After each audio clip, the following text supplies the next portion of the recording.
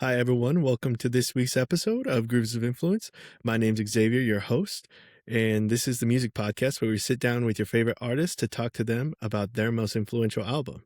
And this week, I'm super excited to be joined by guest artist Jacob of Sugar Bomb. How's it going, man? Hey, doing well. How about yourself? Good, good. Thanks for asking. So for people who might have not heard of you or Sugar Bomb, how would you describe it? Ooh, it's a question we get all the time. I'm still trying to figure out how to answer. We've kind of settled on like groove jazz territory, or Eli likes to say, "Not your grandpa's jazz." That's uh, awesome. because I don't necessarily really consider it jazz myself, but I think that's like the closest genre category to get us in the places that we're trying to go. And we do improvise, and that's a pretty big jazz element, so it's not baseless, but Yeah. as I don't know, the academic part of me gets weird about wanting to use jazz as a word and how I'm going to use it and all that, but maybe that's a whole podcast of its own. Yeah, I guess kind of getting into that, like, how would you define jazz? I mean, I feel like jazz is probably modern day becoming like a kind of catch all for any like vibey type of music. I don't know. That's what I've been seeing. Yeah, I definitely think that's the case in a general sense, and even there's certain like harmonic language and rhythmic language people hear, and they're like, "Oh, that's jazzy." But really they're just that's their mind's way of saying, "Oh, I just heard a chord with more than 3 notes and that rhythm is swung." or any and people will do it with bossa nova too, which I find kind of funny because that's like Brazilian music, and it is jazz, but it's also its own thing. I think defining jazz, man, we're getting into it. Yeah.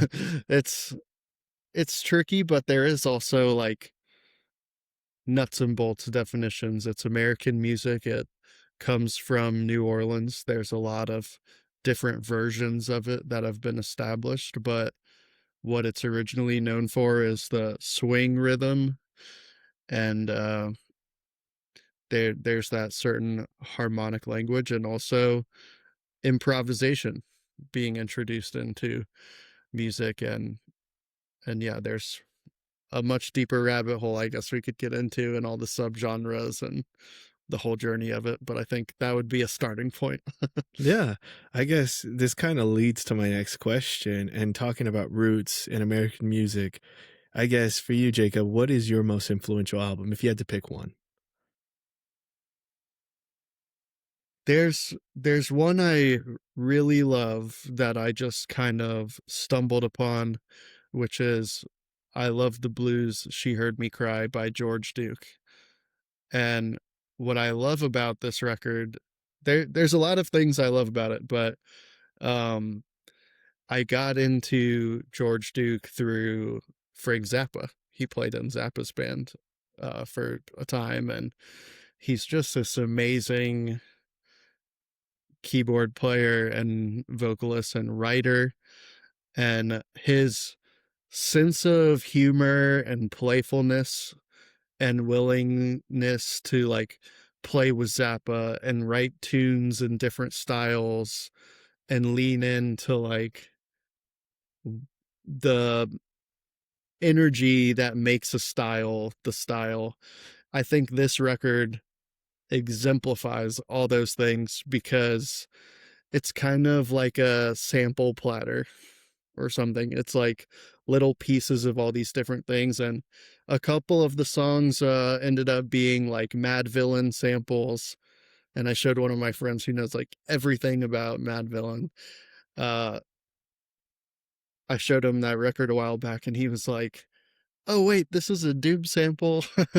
And so it's a great record with so many good bits. And I discovered the song Someday first, I think, on my streaming, just like Discover, and I was like, wow, this song is incredible. And then I listened to the whole record immediately right after that, and it just surprised me so many times because of how many different things there were. And yeah, it makes me really happy when an artist is willing to go in a lot of different directions. And I think especially in this day and age, artists are really encouraged if they want to like make it per se, or like brand themselves, become like a sellable product. You're not supposed to do that. You're supposed to like be a thing. Like, I am this. You're not supposed to be. There's one song on this record called Rock and Roll, spelled all weird. And it starts off with like a fake interview where it's basically doing what we're doing now, but in like maybe a cornier old sense of like, what, I don't know, just you'd have to listen to it, but it's like, what direction is your music going in? And he's like screams rock and roll, I don't know. And it's like this crazy rock song where they're just like shredding. And it's funny and it's cool, and it hits. Yeah, that record, oh, it does a lot for me. Yeah, it's funny you mentioned the rock and roll, because as you were kind of talking, I was like, I know exactly what song you're talking about. Like, Yeah. because I thought the same thing as I listened to it. It's like, I get it. I mean, a lot of times we start with boxes, and it's a good way to help people, I guess, quickly understand. But even beyond boxes, it's always interesting to see like what story you're trying to tell, like what mood are you trying to set, like what are you trying to convey in your music. And I feel like that's like a even it leads to more interesting answers, as somebody doing interviews. Like, I'm curious, like for you and your music, like what story are you trying to tell? Where are you trying to go with the audience? Is it more for you, or is it like you're trying to take them somewhere? That's a great question. I think my first sort of seemingly cop out answer is that it depends. And then to go a little more in depth is uh time and place. Like, I think if I have a gig that's a solo, more background thing, then I'll probably in a low key way be a lot more self-indulgent, and just like, I know no one's really paying attention. I'm like, it's more of a wallpaper gig, I'm being part of the environment. But if it's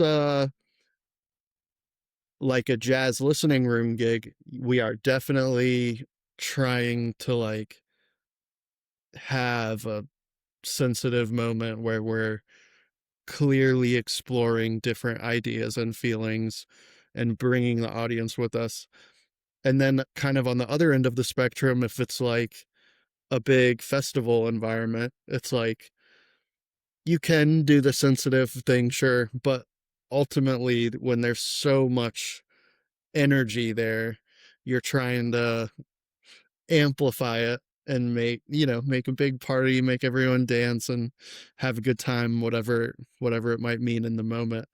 um so I like all of the things. I like when it gets really crazy, and I also like it when you could hear a pin drop. There's this one song we like to play lately as one of our more sensitive, broken down ones. um a Carla Bley tune called Lawns, and it's just so beautiful and sensitive, and not it's not that simple, but it feels simple. And sometimes I'll usually do like the intro and outro like piano only sort of. And sometimes when I'll just like play only a whole note for a measure or something, and everybody I've like managed to create a moment where everybody's listening, everybody's waiting. Like, I'm listening and waiting, the band's listening and waiting, so is everyone else. We're all feeling it together. And whether it's the end of the song or we're about to come in, that's like a really special type of moment. And I love that about music, where it can bring people together to be present like that. Sometimes it's soft like that, and sometimes it's the more dancing way. Yeah, that's So I guess to awesome. finish it off, yeah, it's about the it's a totally about the journey and the experience, whether that's me indulging myself on the wallpaper gig or at whatever size gig, bringing everyone together to share that experience. I guess going into the studio, what does that look like then when you aren't, in a gig setting? Well, I think we just recorded our second record, and one thing that I think we did better the second time than the first time was the first time we kind of went in with the songs and just recorded them how we thought they went. And then afterwards, we went and played them around. This time, we waited a little longer. We had already been working on a bunch of new songs. We had already gone out and toured them. And like, we knew how they went already and the experience of playing them for people. Then we went into the studio and we had that kind of experience trajectory more solidified in our collective mind already. So we're still working on it, but what Joe and I found as we were listening through all the tracks is like we're way closer to being done already than we were at this stage of the last record, where it still felt like, okay, we have a lot of stuff to figure out and like blanks to fill in and stuff. This time it's like, oh, we kind of have basically all the pieces already. We know how we want this to go. We've already gone out and played it a bunch too. So I think that was one process shift that made a huge difference in how we did it. But we did everything in house.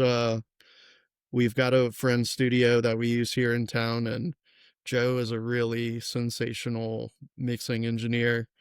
And between Eli's organizational skills and just like keeping us all on track, because me and Joe are more space cadets, uh, doing everything, the three of us, it's basically like we're just hanging out and then we're checking off things off a to-do list. And it's pretty fun just spending the day in the studio. Yeah, it's interesting you mentioned the difference in your process of, kind of playing the songs first, then recording them this time around.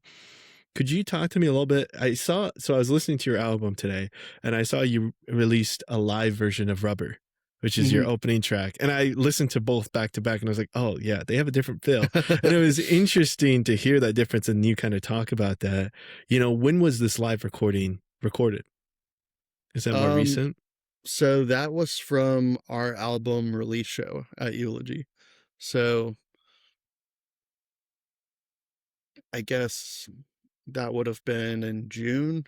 I think that's when that was. And Rubber is kind of it's had a really interesting life as a song because it started just as an improvisation between Joe and I on a duo gig, and then it kind of became the first Sugar Bomb song, and like we often would play it first in a set um because it's pretty simple. There's not too much about it and it's fun to play on, and because of those aspects, you can also change whatever about it and still play it the same way without having to communicate too many things overtly. And yeah, I think that one is, we always know we can get warm with it and we always know we can have fun with it. And so that one, like, I really like how the album one turned out, like more understated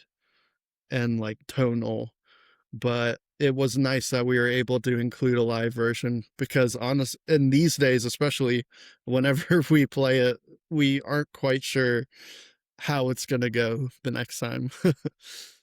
And that's that improvisation element, right? It kind of felt like, um, I don't know, this is maybe not a great comparison, but kind of like head charts, jazz head charts, where you kind of have Mhm. this core idea, this core structure, and then it kind of just expands from there each time you play. Is that kind of how your music flows? Totally, totally. And honestly, that's one of my bone to pick bones to pick with like the general jazz community. Um And I think there's so many artists that do a great job of doing what we were just talking about with rubber, where they're going to play a standard they've played 100 times, and the 101st time they're going to do it in a new way. I think with head charts and, people, it's easy to fall into the trap of being like, this is how it goes, when really it's more of like a guidebook. It's like, this is how it can go. But like within seeing those symbols, there's still so many like sub decisions you can make and change. And even something as simple as like changing the tempo, changing the feel, or any of number of different things you could adjust. I think that's the spirit of jazz and improvisation and just music moving forward. Like the best covers people make their own. And I think playing jazz standards the same way over time, I think there's something valuable about that. But as far as musically and personal development wise and the sake of the culture moving forward, I think keeping it fresh and wanting to change things from time to time, it's important. Yeah. I mean, you just talking about covers. I'm curious. Have you ever played any of the songs off the George Duke album we were talking about initially? I I want to play someday really bad someday. Yeah. Whenever there's like a chance to incorporate vocals, which we do play with vocalists from time to time, and I do vocal things on my own sometimes too. Um and I did like for a song I did for a group way back in the day, right after I discovered this record, I did like steal an arrangement thing from it. But as far as playing anything specifically, no, I don't think we've played any of that. But there is a different George Duke song that I think Sugar Bomb should totally do, which is It's On.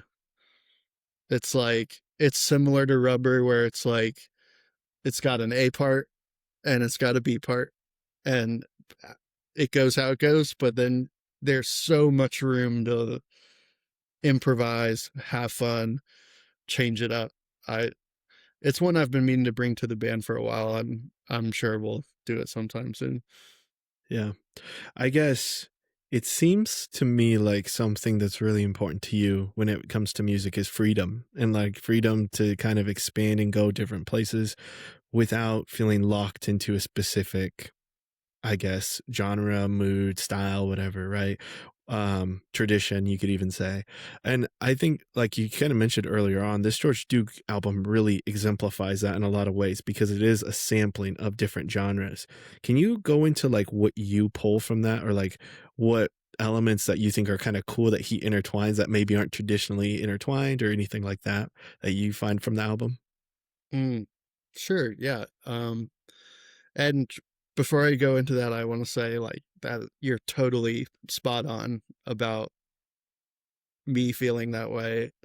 Um, and not even just music, I think life too. Like freedom is one of the most inherently beautiful things about being alive. And when we see it being infringed upon, it like there's a visceral response internally to that, which is bad. Like if you're doing okay mentally and emotionally, it feels bad when you see freedom being infringed upon. And I think musically it's just like when you have that pure freedom is just one of the most beautiful experiences that I wish everyone to have. Um, and life too. However, and with George Duke in this record,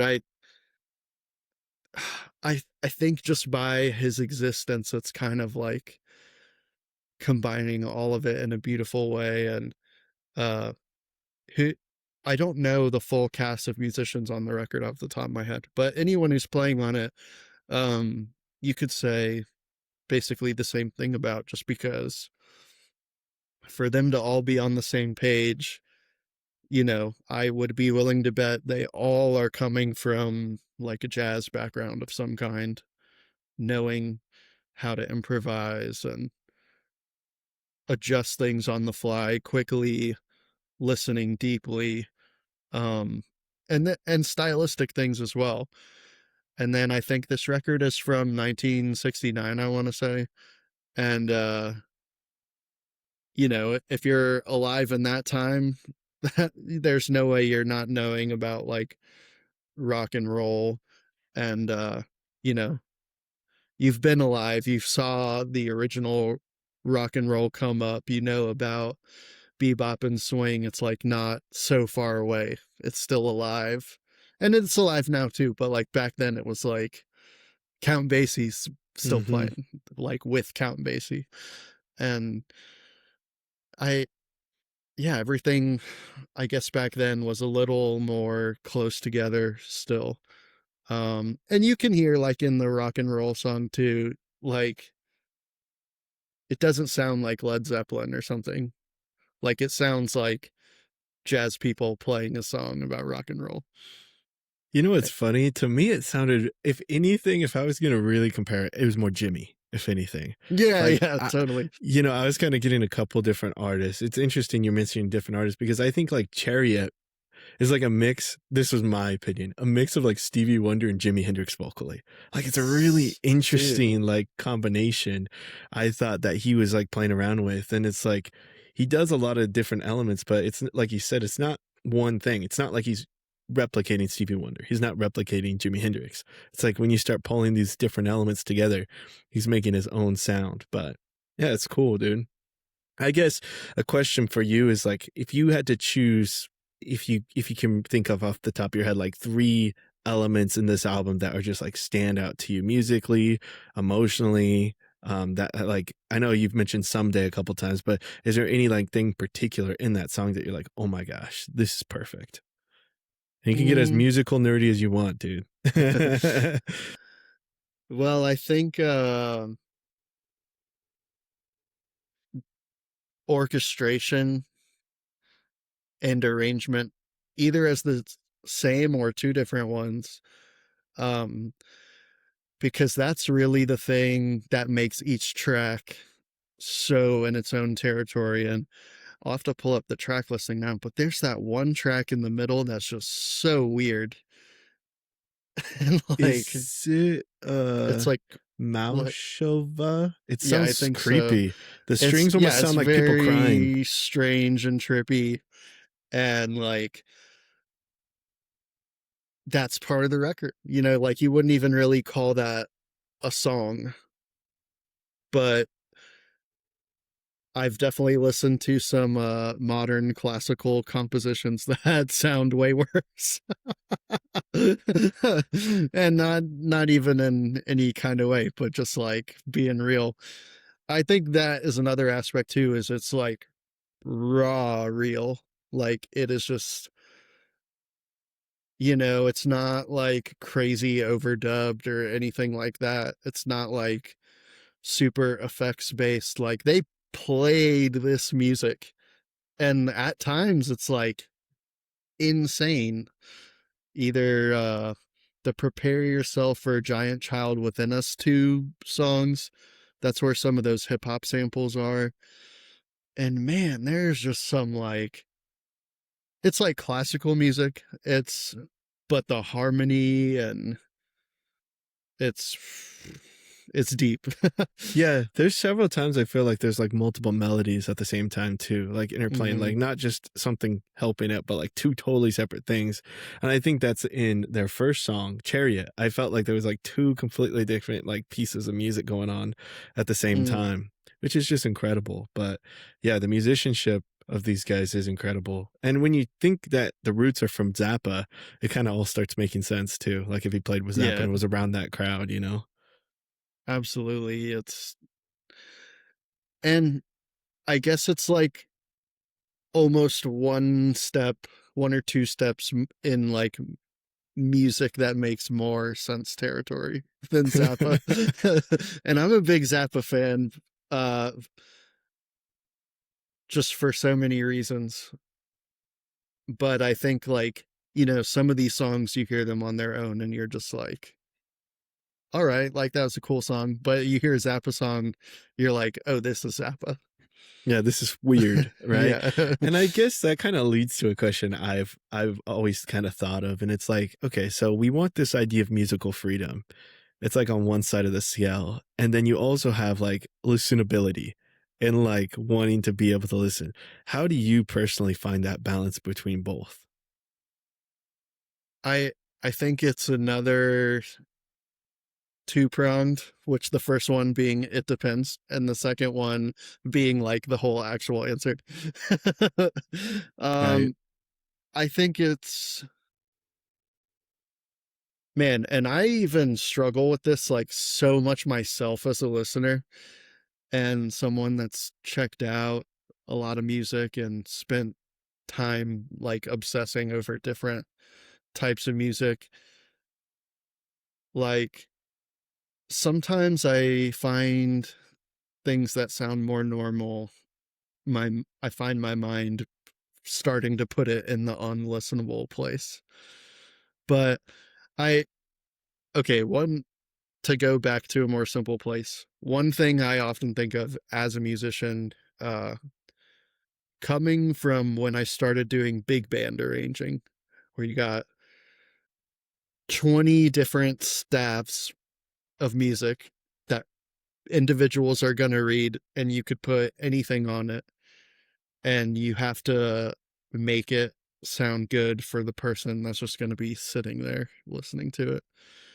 What is going to do that? And the more stuff I started to check out, and I guess to mention Count Basie again, like all the guys who arranged for Basie, like were masters of this because they kept it like pretty straight ahead.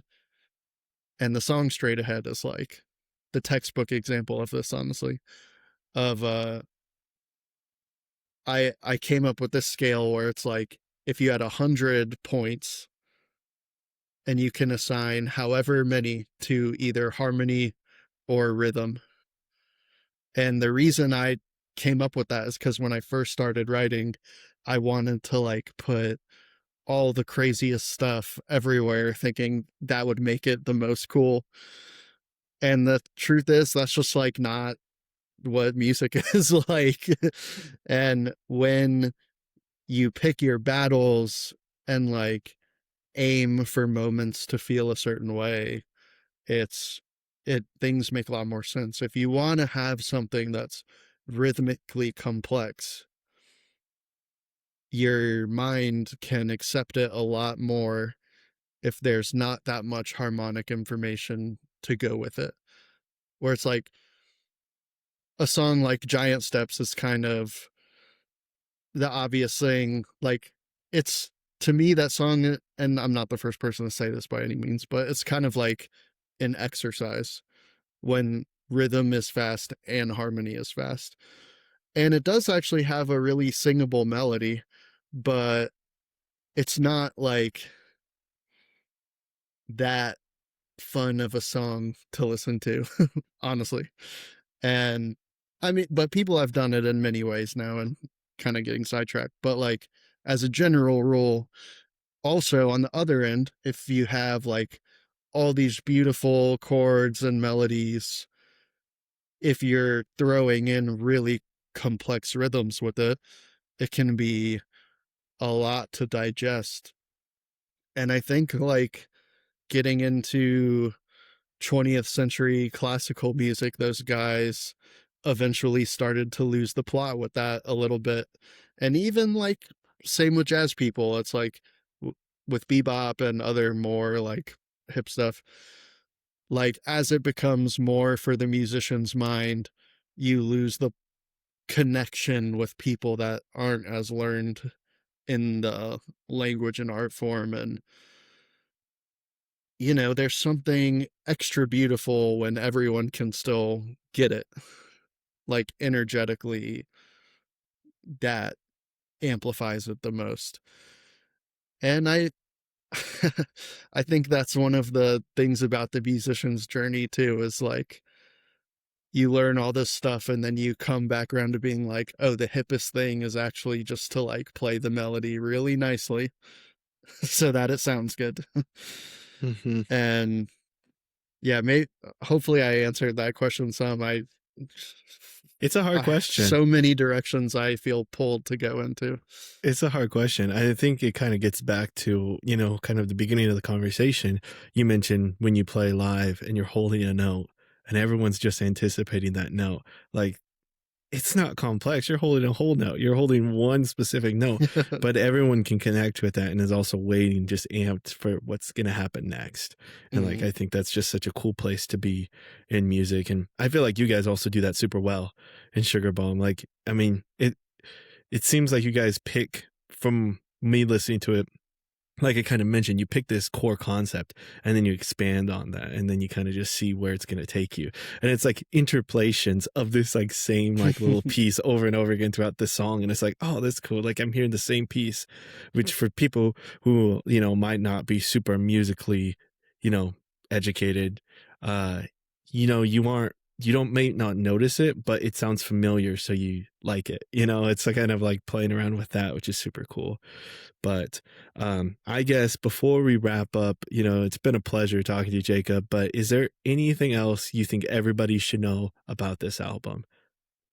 This coming album, I would say the album by the I Love the Blues She Heard Me the Cry. George Duke Yeah, album. yeah, the George Duke album. Anything you think Ooh, everybody should know about this before we close? I just think they should know about it Yeah, and check it out, because I think, man, if there's one thing that's true about music is that there's so much good music and there's always something new to discover, especially like now with more people being able to make music than ever. Um, you could listen to it for your whole life and still not even get halfway.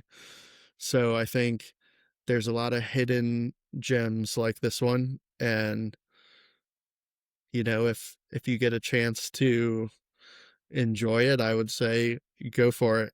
And it is definitely one of those too where it's like it gets sweeter with the few listens too, just because you have the chance to notice a few more things. And yeah, the George Duke rabbit hole in general, I think, you mentioned him being feeling the vibe of like Stevie and Jimi Hendrix in there, and like in my mind, I put him so far up like the music Mount Rushmore as well. Like Stevie and Jimmy are the goats of their thing pretty much. George Duke is, oh, an absolute legend. So yeah, just that people know about it, and yeah. all the info is in there. Yeah. Yeah, I definitely was surprised in listening to it that he's not more. I mean, maybe I don't know about, maybe it's just I'm not exposed to it, but it's not somebody I've heard of before. Like, but his music's like, it's impressive. So I was like, Yeah, definitely, it's kind of sad I never listened to him before. I mean, I think it just goes back to the business of it. It's if you're a record producer and or an executive or whatever, and you're going to choose what to throw money behind, like if you heard this record, or I forget what year it's from, but at one point I was doing a Stevie Wonder deep dive, and when I do that, I'll go all the way to the beginning and just start. And when I did Stevie, I was like, wow, his first record's from when he's like 13, and he's amazing. And it's a lot of kind of blues stuff. It's not simple, but it's like compared to this record, it is simple and it makes sense and it sounds really good. And if I was an executive, I would pick that to put money behind, you know? And that would be a smart choice because more people get it. But yeah, I think maybe that's one reason why George Duke wouldn't like reach the mainstream as much as a Stevie type or something. Mm-hmm. But, it's not everyone can, you know, Mm-hmm. it's just always going to be the 1% of 1% are going to be playing Super Bowl halftimes and, selling a billion records. Mm-hmm. It's pretty amazing. Like now we're at a place where people will discover songs you assume everyone knows, like Isn't She Lovely? And like there's a teenager that's going to listen to that for the first time ever today. And that's Mm-hmm. that's pretty cool. And hopefully from this podcast someone will listen to this record for the first time as well too. Yeah. And hopefully they listen to your music too. Right? If Yes, I was a yes. producer, I'd put some money behind you, man. I think you guys Hey. are really doing something cool. So, how could people connect or listen to your music? How do you recommend shows you have upcoming? I would definitely say Instagram stays pretty up to date. Um, we do have a website as well. Right now, we're kind of scheduling all of our summer touring plans, and they're solidifying. It'll be a lot of Midwest dates.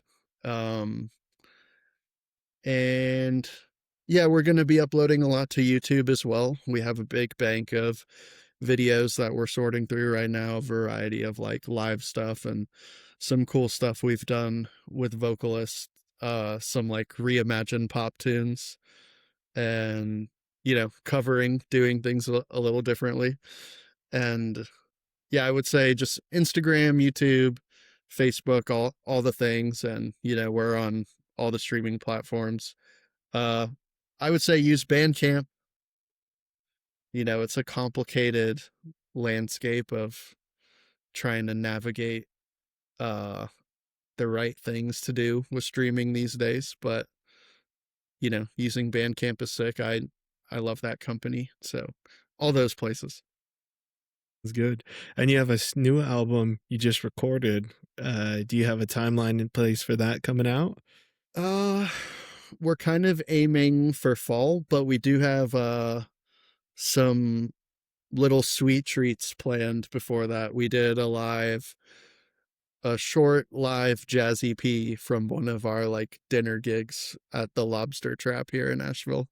So live at the Trap will be coming sometime in the spring or so.